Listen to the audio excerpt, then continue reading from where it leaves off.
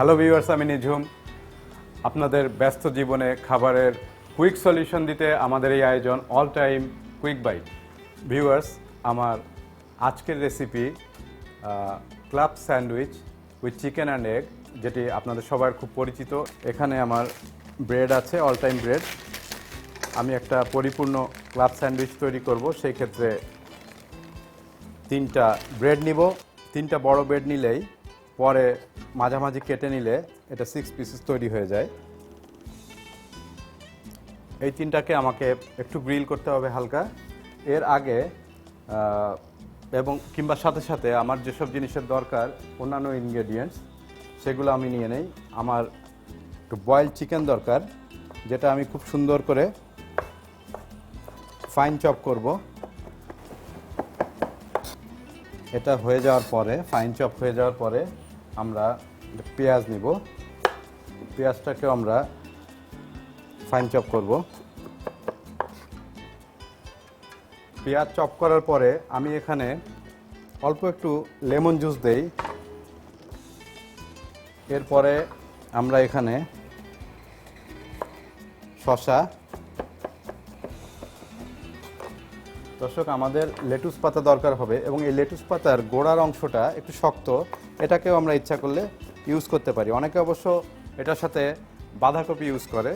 এটার সাথে ম্যারিনেটেড কিউকিউম্বার, ছোট ছোট শসা যেটা ম্যারিনেট করে রাখা হয়, সেগুলোকেও আমরা চপ করে দিব, ফাইন চপ।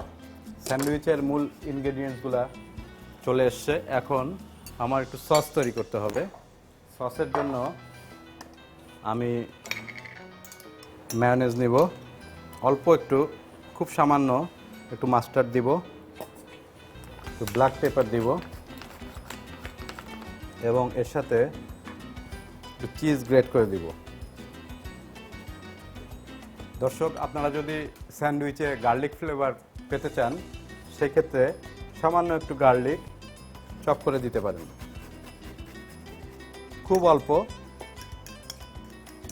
এবং এটার মধ্যে আমাদের সব ইনগ্রেডিয়েন্টস মিশিয়ে দিলাম।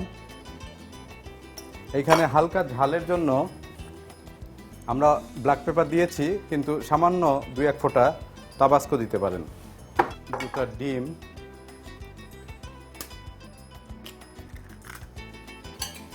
ডিম, একটু লবণ দিয়ে, অল্প একটু লবণ দিয়ে ফেটে নিব সুন্দর করে। একটু ব্রেডটা গ্রিল করব তেল দিয়ে। আমাদের পরে গার্নিশের জন্য পেঁয়াজ লাগবে। তারপরে আমরা ডিম ছেড়ে দিব। ডিমটা একটু পাতলা করে ভাজতে হবে। আমার মনে হয় হয়ে গিয়েছে, ডিমটাও হয়ে গিয়েছে। আমরা এখন এটাকে, রুটিগুলো খুব সুন্দর নামিয়ে রাখতে পারি। এখন যেটা করতে হবে, 3টা রুটিকে স্যান্ডউইচের জন্য আমরা যে মিক্সচারটা তৈরি করলাম, এটাকে সুন্দর করে বসাবো। ডিমটাকেও আমরা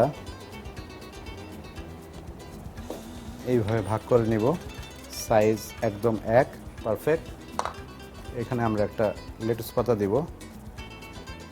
দেওয়ার পরে